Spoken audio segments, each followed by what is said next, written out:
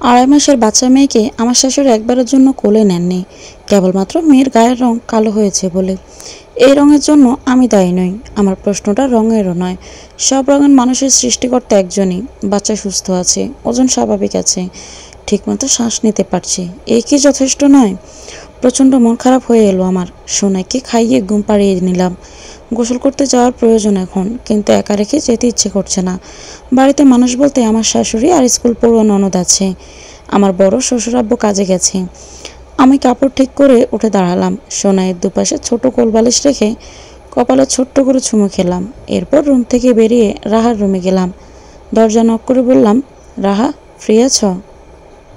রাহা বসে বসে ফোন টিপছিল। আমাকে দেখে বলল, হ্যাঁ ভাবি, বলো। মিহি হেসে বললাম, বোন, একটু আমার রুমে এসে বসো না, আমি গোসল সেরে আসি। রাহা বলল, হ্যাঁ ভাবি, যাচ্ছি। রুম থেকে বেরোতেই সরাসরি শাশুড়ির সামনাসামনি পড়লাম। আমার দিকে কীভাবে যেন তাকিয়ে আছেন। আমি চুপ করে চলে আসতে চাইলাম। সেই মুহূর্তে তিনি বলে উঠলেন, কি গো বউ, আমার মাইয়া ডারে নিজের কামার বেটি পাইছনি, যখন মর্জি ফরমাস খাটাইবা। কি? আমি সঙ্গে সঙ্গে প্রত্যুত্তর করলাম, না মা, ওরকম কিছু না। আমি শুধু এসে একটু বসতে বলেছি, আপনি ভুল বুঝছেন। যা বোঝার ঠিকই বুঝছি, তুমি বুঝাইতেই শোনা, নিজের ঘরে যাও। রাহা তখন আমার দিকে করুণ চোখে তাকালো। আমি কিছু বললাম না, নিজের রুমে চলে আসতে নিলাম। তখন আমার কানে তাদের কথা এলো। রাহা বলছে, মা, তুমি বাবার সাথে এমনি কথা বলো কেন? তোরা তো সমস্যা কি? যার সাথে যেমনি কথা কমন লাগে অমনিই কই আমি। শখ করে পোলারে বিয়া করাইছিলাম, চাইছিলাম একটা বাধ্য বউ আনমো, আমার সব কথা শুনমো এমন, অথচ কপালে জুটছে এমন। প্রত্যেকটা কথায় তর্ককরণ লাগে ওর। আল্লাহ বাঁচাইয়া রাখলে আমার পোলারে আমি আবারও বিয়ে করামো। আমি চলে এলাম ওখান থেকে। কি যে কান্না পাচ্ছে, খুব ইচ্ছে করছে কেঁদে বুক বাসাতে, কিন্তু এখন বয়স হয়েছে। কান্না করে বায়না ধরে খেলনা গাড়ি পাওয়ার বয়সটা আমার আর নেই। লম্বা একটা শ্বাস টেনে সোনাইকে আরেকবার ঠিকমতো গুছিয়ে শুইয়ে দিয়ে কাপড় নিয়ে ওয়াশরুমে চলে গেলাম। আমার বিয়ে হয়েছে 3.5 বছর। তখন আমি অনার্স সেকেন্ড ইয়ারে। একদিন কলেজ থেকে বাসায় ফিরে বসার ঘরে অনেক মানুষ দেখতে পেলাম। আম্মা আমাকে বলল, অঙ্গজা, শোন মা, তোকে দেখতে আসছে ওরা। ভীষণ ভালো ঘর থেকে সম্বন্ধ আসছে, তৈরি হ। তারপর আমাকে রেডি করিয়ে নিয়ে এলো ওখানে। পরে বুঝলাম তারা মেয়ে দেখতে এসেছে। বরাবরের মতোই আনুষ্ঠানিকতার সাথে মেয়ে দেখাটা হয়েছিল। আমি দেখার রীতিনীতি আমার জানা, তাই চুপ করে মেনে নিয়েছিলাম সব। আর চোখে কবার আমার যার সাথে বিয়ে ঠিক হয়েছিল তাকে দেখে গেছি। লোকটা ভীষণ শান্ত, একবারও আমার দিকে তাকায়নি। আমার শাশুড়ি এবং কাকি শাশুড়িরা আমাকে পছন্দ হয়ে গেল সেদিনই। তারপর আমাকে আংটি পরিয়ে রেখে গেল এবং মাসখানেকের মধ্যেই বিয়ে।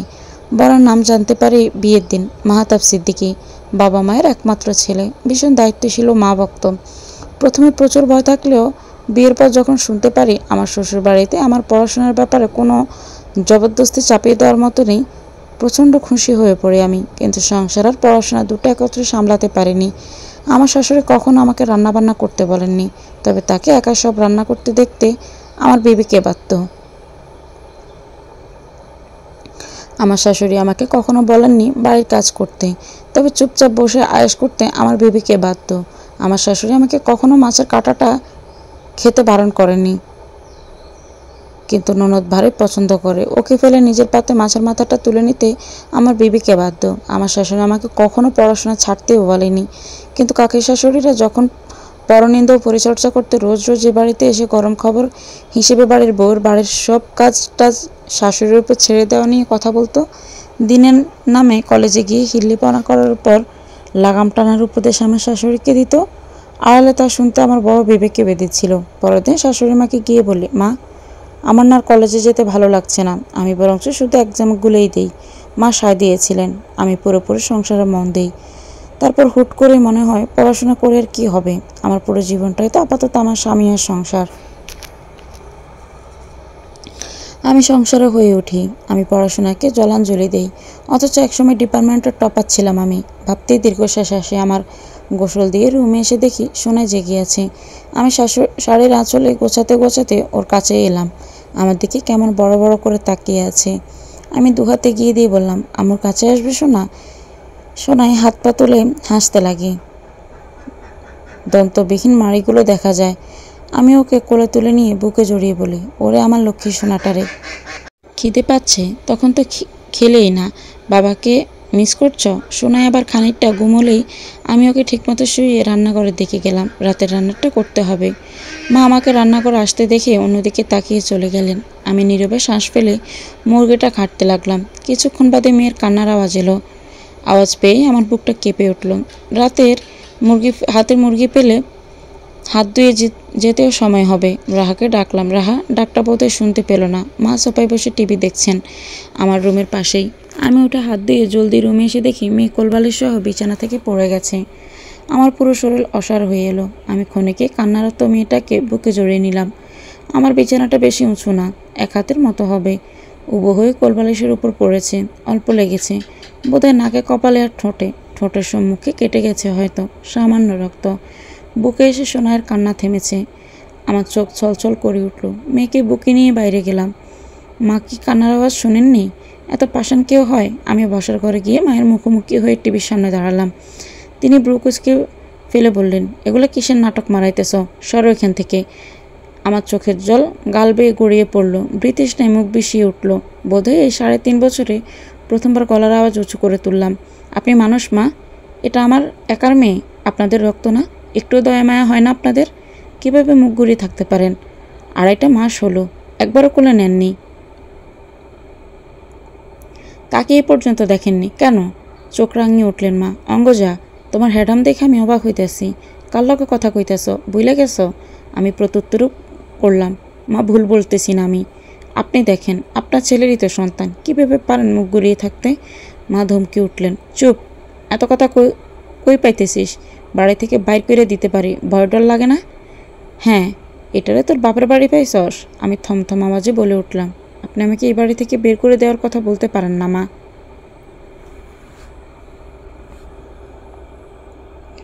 আমি যেমন এই বাড়ির বউ, আপনিও কিন্তু এই বাড়ির বউ। এই বাড়ির মেয়ে নন, আপনারও এই বাড়ির উপর অধিকার নেই। আমারও অধিকার জানাইতেছস? আমি নরম হলাম। বেয়াদবি মাফ করবেন। আপনি সোনাইকে দেখেন একটু, গায়ের রঙের উপর ওর কী দোষ? আমরা তো ইচ্ছে করে করিনি মা। একটু তাকিয়ে দেখুন, কি মায়াময় চেহারা ওর। কীভাবে আপনি আপনার দিকে তাকিয়ে আছে? কোলে নেবেন না? আপনাদের রক্ত নাও। এবারে শাশুড়ির বলা কথাটা আমার অন্তরাত্মা কাঁপিয়ে তুলল। এই কালামাইয়ার আমি আমার রক্ত মানি না। কোন বেজম্মা এটা? কোনখানে কোন কুকাম কইরা আইসা পয়দা করছো সেডারে? কে জানে? তোদের দুইটারে এ বাড়িতে এতদিন জায়গা দিয়েছিলাম, এই তোর 7 কপালের ভাগ্য ছিল। আর তুই ওরা শুরু করছস। থাকতে খাইতে পারতেছিলে, ভালো লাগতেছিল না? আমি কথা হারিয়ে ফেললাম। একবার মেয়ের দিকে তাকালাম, আর একবার মায়ের। মেয়েটা আবার কান্না করে যাচ্ছে এক নাগাড়ে। আমি স্তব্ধ হয়ে আছি। এমন সময় কলিং বেল বাজল। মা দৌড়ে দরজার কাছে গেলেন। দরজা খুলে আমার বরকে দেখতে পেয়ে ফুফিয়ে কান্না করে বলে উঠলেন, বাবু, আমি কি সর্বনাশ করলাম? এটা তোর লাগিয়ে এমন বউ আনলাম, বড় ছোট মানে না, কুকাম কইরা একটা পয়দা করছে। আমি জানতে পারায় আমার গালাগাল করতেছে, কইতেছে বাড়ি থেকে আমার কোনো অধিকার নাই। 2 দিন পর বাড়িতে বাইর করে দিব। আমি এখন কই যামু রে? কি কপাল করে এমন বউ আনছিলাম। শাশুড়ি মায়ের হাই হাই দেখে আমি এখনও চুপ, শুকনো মুখে তাকিয়েছি মাহাতাবের দিকে। বাড়ি আসতে না আসতে এসব শুনল। ওর রাগ বেশি, তারও বেশি ধৈর্য। এখন মাহাতাবই শেষ ভরসা। মাহাতাব, তুমিও কি মায়ের কথায় আমাকে অবিশ্বাস করবে? মাহাতাব নিশ্চুপ, সব শুনল।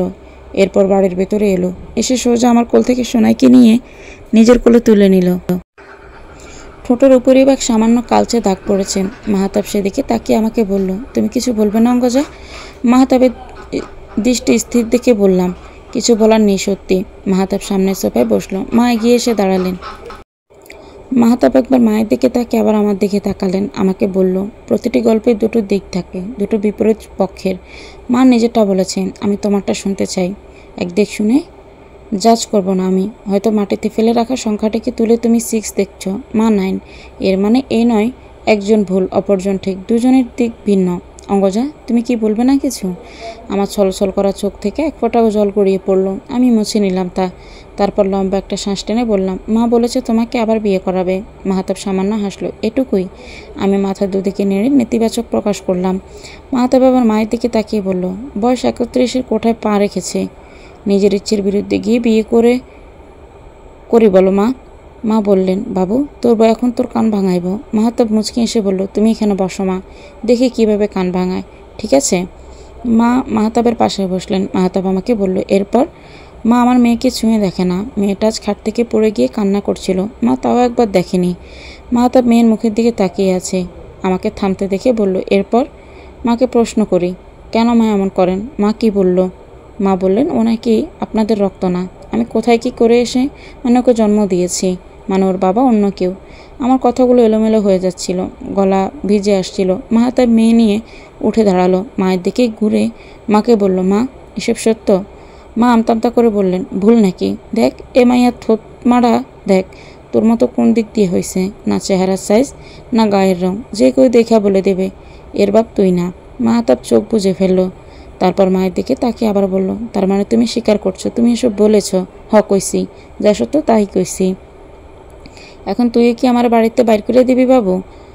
চম্পা ভাবি আমারও কইছিল এই বউ তোরে তাবিজ টাবিজ করে রাখছেন, এখন বুঝতে পারতেছি আমি।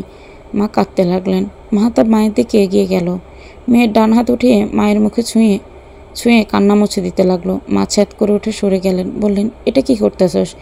এ বেজন মারে দিয়ে সোয়াবিন আমারে, পাপ লাগবো আমার। মাহতাব সরে দাঁড়ালেন, আমার মুখোমুখি হয়ে বললেন, তুমি মাকে সরি বলো। আমি বিস্মিত মুখে বলি, কেন? তাকে অধিকার চেনানোর জন্য। আমি দম নিলাম, চোখের পানি মুছে মায়ের কাছে অধিকারের প্রসঙ্গের জন্য মাপ চাইলাম। মা বোধহয় সামান্য হাসলেন। আমার অসম্ভব খারাপ লাগলো বিষয়টা। আর সেই মুহূর্তে মাহতাব বলে উঠল, আটা করি বা জঙ্গজা, 9টার মধ্যে তোমার আমার আর সোনায় জিনিসপত্র সব গুছিয়ে ফেলো, আমরা বেরোবো। আমি বুঝতে না পেরে ওখানেই দাঁড়িয়ে রইলাম। মা অবিশ্বাস্য চোখে তাকালেন মাহতাবের দিকে, জিজ্ঞেস করলেন, কি কসেডি, কনে যাবি? মাহতাব মুচকি আসলেন মায়ের দিকে তাকিয়ে, বললেন, আমি কারোর প্রতি অবিচার করব না মা। এখানে থাকলে রোজ রোজ তোমার আর আমার বউয়ের ঝগড়াঝাটি হবে। মনের ভেতর একবার সন্দেহ উৎপত্তি হয়ে গেলে কখনোই আর বিশ্বাস করা যায় না কাউকে। তুমি আমার বউকে আর বিশ্বাস করতে পারবে না। আমি চাই না যে মেয়েটা নিজের সব কিছু ছেড়ে আমার কাছে এসেছে সেই মেয়েটাকে কষ্টে রাখতে। পৃথিবীর সমস্ত কষ্টকে আমি শূন্যে পৌঁছাবো আমার বউয়ের জন্য। কষ্টটা যদি তোমার তরফ থেকে আসে আমি ঢাল হতে পারবো না সব ক্ষেত্রে। মাতৃআজ্ঞা পালন করতে করতে হয়তো মেয়েটাকে কষ্ট দিয়ে ফেলবো, তাই তোমাদের আলাদা থাকাটাই ভালো। তোমার জন্য তোমার পরিবার আছে, আমি আছি। আমার বউ আর মেয়ের জন্য কেবল আমিই আছি। আপাতত চাইছি সবাই ভালো থাকুক। মাহতাবের এত সব কথার মাঝে আমি আটকে রইলাম।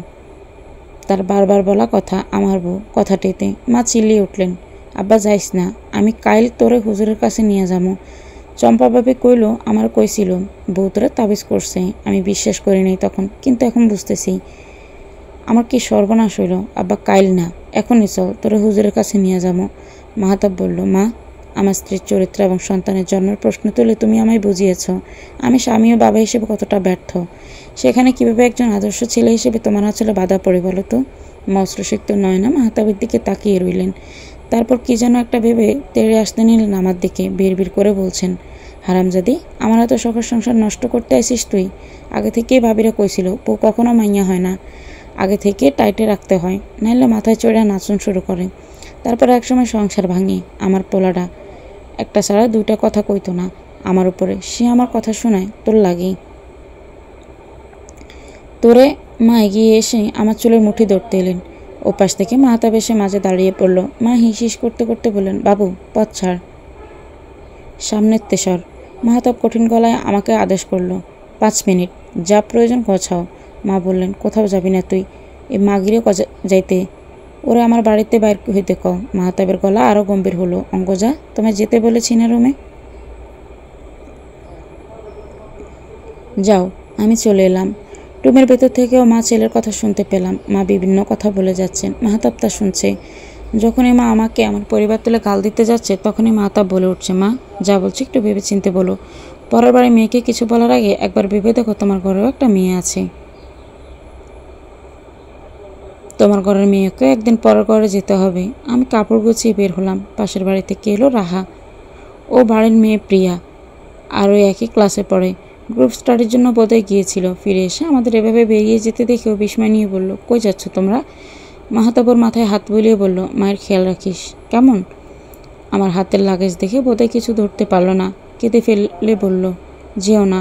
মাহতাব বলল, তোর ভাবি আর ভাতিজির থাকার উপযুক্ত স্থান এটা না রাহা, তুই চাস না ওরা সুখে থাকুক? রাহা আমাদের আর আটকালো না, মাও আটকালেন না। মাহতাব আমার কোল থেকে ঘুমিয়ে যাওয়া মেয়েটাকে কোলে তুলে নিল, ওকে বুকে জড়িয়ে অন্য হাতে লাগেজ নিয়ে বলল, এসো। ও বেরিয়ে গেল। আমি সদর কোঠারে আটকে গেলাম। আমার জন্য এ বাড়ি ছাড়া এতটাও সোজা না। বাড়ির বউ সারাদিন যেখানেই থাকুক, দিন শেষে তাকে ঘরে ফিরতে হয়, ঘরে বাধা পড়তে হয় তাকে। আমার 3.5 বছর একটু একটু করে সাজানো সংসার আমি কিভাবে ছাড়ি? একবার পিছে ঘুরে সোফায় মুখ কালো করে নতমুখী হয়ে বসে থাকা শাশুড়ি মাও কান্না করতে থাকা ননদকে দেখলাম। একটু পর বাবা ফিরবেন, এসে বলবেন, আম্মু 1 কাপ চা দিয়ে যাও তো দেখি। আমার আর চা নিয়ে যাওয়া হবে না। আমার আর চায়ের বাহানায় বাবার সাথে ঘণ্টাখানেক আলাপ করা হবে না। এই বাড়িতে সবচেয়ে বেশি কথা হতো বাবার সাথেই। মানুষটাকে বলে যাওয়া উচিত নয় কি? মাহাতাব তাড়া দিল, অঙ্কজা এসো, দেরি হয়ে যাচ্ছে। আমি চৌকাঠ পেরোলাম, কিন্তু এই রাতের 9টা বাজে। আমাকে আর আমার 2.5 মাসের বাচ্চা সন্তানকে নিয়ে মাহাতাব যাবেই বা কোথায়? ব্যথিত চোখে যখন ওর দিকে তাকালাম, চোখের প্রকাল পলক ফেলে মাহাতাব আমায় আশ্বাস দিল, আমি আছি। বাতাসেরা যেন একত্রে গান গেয়ে উঠল, পুরো পৃথিবী তোমার বিপরীতে থাকলো, আমাকে তুমি পাশে পাবে। আমাকে নিয়ে সেদিন ওর একটা বন্ধুর বাড়িতে উঠল। বন্ধুর পরিবারের লোকেরা আমাকে আর আমার মেয়েকে আপন করে নিল ক্ষণিকে। বাবার সাথে দারুণ একটা সম্পর্ক তৈরি হয়ে উঠেছিল আমার। বাবা কল দিয়েছিল রাতে, আমাকে ফিরতে বলেননি, কেবল হাসি মুখে বলেছিলেন, মা আমি চাই তুমি ভালো থাকো। আমি জানি এখন তুই ভালো থাকবি। আমার নাতনির খেয়াল রাখিস। আমি প্রতি সপ্তাহে 2 বার করে তোদের দেখে আসব। মাহাতাব পরের দিনের জন্য অফিস থেকে ছুটি নিয়ে নেয়। সকালে উঠে অফিসের নিকটবর্তী এলাকায় বাসা দেখে ফেলল। একটা 2 বেডের বাসা, মাসের শুরু। বেতনটা ব্যাংক অ্যাকাউন্টে ট্রান্সফার করা হয়েছে 2 দিন আগে। এতে সুবিধা হলো মাহাতাব বেতনের 60,000 উঠিয়ে নিয়েই সেখান থেকে 20,000 বাড়িতে পাঠিয়ে দেয়। বাবার ইনকাম যথেষ্ট হলেও মাহাতাব বরাবরই 20,000 মার হাতে এবং 20,000 আমার হাতে তুলে দেয়। আমার টাকাগুলো ডিপোজিট করে রাখতাম, বাকি টাকার কিছুটা বোনের কাছে এবং নিজের হাত খরচের জন্য রাখত। বাড়ির খরচ বাবার টাকাতেই চলতো। এখন পরিস্থিতি ভিন্ন, তবুও নিজ দায়িত্বে মায়ের কাছে 15,000 এবং বোনের হাতে খরচের জন্য 5,000 পাঠিয়ে দিল। মোটামুটি চলার জন্য বাকি টাকায় বাসা অ্যাডভান্স দিয়ে টুকিটাকি সামগ্রী কেনা হলে 10,000-এর মতো রইল।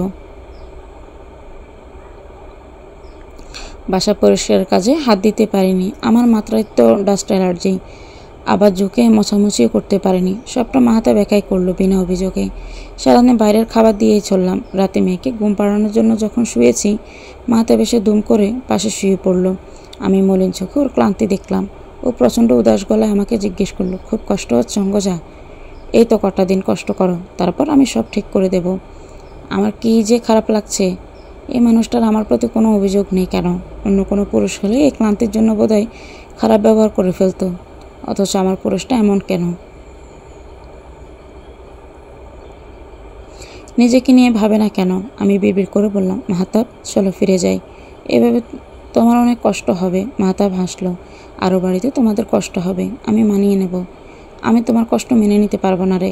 আমি তোমাদের কাউকে কিছু বলতে পারবো না, তবে মাকে বোঝাবো, মাঝে মাঝেই বোঝাবো সবটা মাকে। আমি অনেক দিন ধরেই আমার মেয়ের প্রতি মায়ের উদাসীনতা লক্ষ্য করেছি, কিন্তু টের পাইনি। তোমার বিষয়টা আগে বলা উচিত ছিল। আমি ফুঁপিয়ে উঠে বললাম, ভালোবাসি মাহাতাব। মাহাতাব এক হাতে আমার গালে রেখে বলল, আমিও। আমার সন্তানের মাকে ভীষণ ভালোবাসি। আমার সে কি সুখ। ধীরে ধীরে সংসারটা গুছিয়ে নিতে লাগলাম। সোনায় বড় হতে লাগলো। ওর ভালো নাম মেহেরিন সিদ্দিকী, অঙ্গনা। ওর চাঞ্চল্য বাড়ল। বাড়ির এক কোণা থেকে ও কোণা হামাগুড়ি দিতে লাগলো। বাবা প্রায় আসে। রাহো রোজ স্কুল থেকে ফেরার পথে সোনাইকে দেখে যায়। মেয়েটা বড় হতে লাগলো বাবার মতো করে। সবসময় ঠোঁটের কোণে বিশালে একটা হাসি থাকে, কাঁদে কম। হাঁটতে গেলে যদি পড়ে যায় তখন কাঁদে না, কিছুক্ষণ বসে থেকে এদিক ওদিক দেখে, তারপর ওঠার চেষ্টা করে। এখন কিছু শব্দ বলতে পারে, যেমন মা, বাব্বা, দাদা, মাম্মি, এইসব। 2 দিন ধরে ওকে শেখাচ্ছি দাদু বলা, ও শিখেছেও। তারপর আজ আমার জন্য নাম্বার দিয়ে মাকে কল দিলাম। মা যখন কল রিসিভ করলো, সোনাইয়ের সামনে ধরলাম। সোনা একগাল হেসে দাদু দাদু বলতে লাগলো। ওপাশে তখন থমথমে নীরবতা। আমি হেসে ফেলে কল কেটে দেই। এরকম কাহিনী আমি মাঝে মাঝেই করতে লাগলাম। সোনাইকে নিয়ে আজ একটু বের হয়েছিলাম কিছু কেনাকাটায়। রাস্তায় মায়ের সাথে দেখা হয়ে যায়। তিনি এড়িয়ে গেলেন না, এগিয়ে এসে আমার দিকে তাকিয়ে জিজ্ঞেস করলেন, কী খবর? আমি মুচকি হেসে বললাম, আলহামদুলিল্লাহ মা। ভালো আছেন? যার পোলাস বাড়ি ছাড়ে সে মা ভালো থাকে? আমি টের পাই তার শুকনো ব্যথাটা। এর মধ্যে সোনাই 2 হাত বাড়িয়ে দিল মায়ের কোলে যাওয়ার জন্য। গোলমুখের ফুলো ফুলো গালে হাসছে। মা এড়িয়ে যেতে পারলেন না, কোলেও নিলেন না। কেমন এক দৃষ্টি সোনাইয়ের দিকে তাকিয়ে রইলেন। গাড়ির হর্ন বাজতে মা সংবিত শক্তি ফিরে পেলেন। এদিক ওদিক তাকালেন, তারপর বললেন, আমার পোলাকে আমারতে আলাদা কইরা ভালো করো নাই। আমার ইচ্ছাকৃত না, বুঝি। মা চলে গেলেন, আমিও ফিরে এলাম। তারপর কোইন্সিডেন্স মায়ের সাথে আমার একাধিকবার দেখা হতে লাগে। এক রাতে বাবা আমার ফোনে ভয়েস মেসেজ পাঠায়। সেখানে মা আর বাবার কথোপকথন ছিল, সম্ভব মায়ের অজান্তে তা রেকর্ড করা। মা বলছিলেন, জানেন বাবুর আব্বা, মায়েরা না এক্কেরে বাবুর মতো দেখতে। আমার বাবু ছোটোকালে যেমনে খালি হাসতো না, অমনে বাবুর মতো ডান গালে একটা টোলো আছে। আমার চোখও ছোটো ছোটো হয়ে যায় হাসার সময়, খালি তাকায় থাকতে মন চায়। বাবা বললেন, তুমি না মেয়ের ব্যাপার কত কথাই বলছিলাম। মায়ের থেকে অনেকক্ষণ বাদে উদাসীন গলায় এলো, পাশের বাড়ির ভাবিরা আমার নাতির গায়ের রং নিয়ে যেমনে চোখ মুখ খোঁচায়, আমার খারাপ লাগে।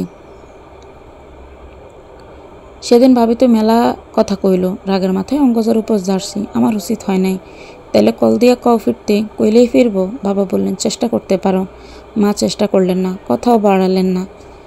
এভাবে আরও কটা মাস কাটলো। এ বাড়ি থেকে চলে আসা 1.5 বছরের বেশি পেরিয়েছে। একদিন মাহতাব সন্ধ্যের আগে অফিস থেকে চলে এলো, সাথে মাকে নিয়ে এলো। আমি প্রচণ্ড অবাক হয়ে যাই। মাকে ভেতরে এনে বাড়ির এদিক ওদিক দেখাতে লাগলো।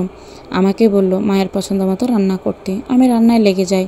সোনাই রুমে খেলছিল, মাহতাব গোসলে গেল। আমি রান্নার এক ফাঁকে সোনাইকে দেখতে রুমে আসি।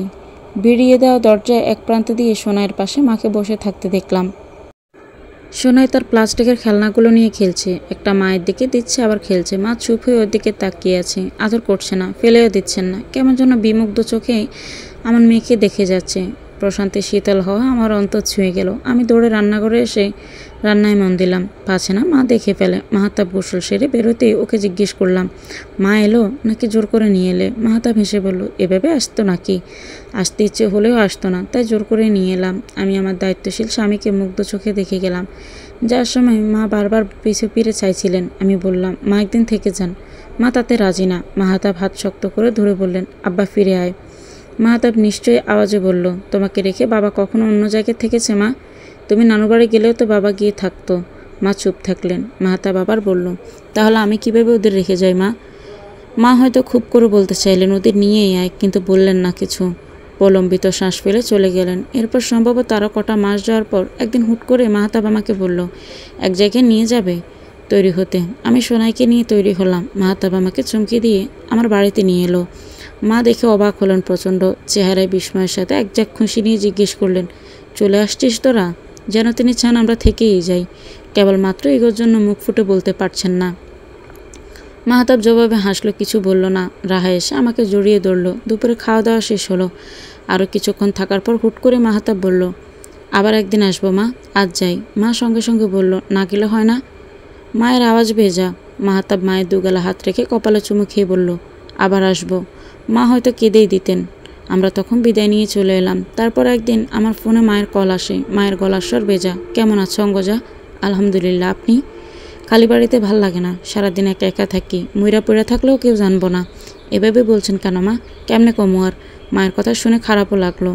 বাচ্চা মা দেখে হাসিয়ে পেল। আমি জিজ্ঞেস করলাম, আমরা কি আসবো মা? আইসাই তো চলে যাও। আপনি কি চান আমরা এসে থাকবো? এখন কি মাইক লাগাইয়া কন লাগবো? মা রেগে যাচ্ছেন। আমি হেসে ফেলে বললাম, আসছি, দাঁড়ান। কল কেটে দিলাম। মাহতাবকে কল দিয়ে বললাম, আমি বাড়ি ফিরবো। অফিস থেকে সোজা ও বাড়িতে এসো, আর এবারে সব কিছু বাড়িতে নেওয়ার ব্যবস্থা করো। মাহতাবকে কিছু বলতে না দিয়েই আমি চলে এলাম। বাড়ি এসে দেখলাম মা সিঁড়ির সামনে বসে আছেন। এদিকেই চেয়ে কেমন যেন লাগলো। এগিয়ে এসে সোনাইকে সিঁড়িতে বসিয়ে মাকে জড়িয়ে ধরলাম। বললাম, আর যাব না। মা কিছু বললেন না, আগলে ধরলেন না, সরিয়েও দিলেন না। আমি সময় নিয়ে সরে এলাম। মা ভেতরে আসতে বলে তড়িগড়ি করে ভেতরের দিকে চলে গেলেন। যাওয়ার আমি স্পষ্ট দেখতে পেলাম তার চোখ ভেজা। রাতে মাহতাব এলো। মায়ের কাছে বলল, মা, মানুষের কথায় জাল খুব শক্ত, কারো কথায় পেছাবে না কেমন? তোমার মন মস্তিষ্ক যাদের শব্দরা কন্ট্রোল করতে পারে। আমার মা এত দুর্বল নাকি? মোটেও না। নিজে দেখবে, শুনবে, তারপর সঠিক বিবেচনা সিদ্ধান্ত নেবে। কথার আঘাতের চেয়ে বড় আঘাত নেই মা। এই আঘাত শুধু ওষুধ নেই। মা সম্পূর্ণ কথা বুঝতে পারে। তারপর আর আমাকে কিছু বলেননি। মাহতাব পৃথিবীর সবচেয়ে ভালো স্বামী। তোমার নিরপেক্ষতা আমার এক আসমান সুখ উপহার দিয়েছে। সব স্বামীর ভেতর তোমার মতো হাজারো মায়ের ঘর ভেঙে না, হাজারো নারী অবহেলায় অবজ্ঞা নির্যাতন এক কোনায় গুমড়ে মরে না। সব অঙ্গজের ভাগ্যে কেন মাহাত্ম্য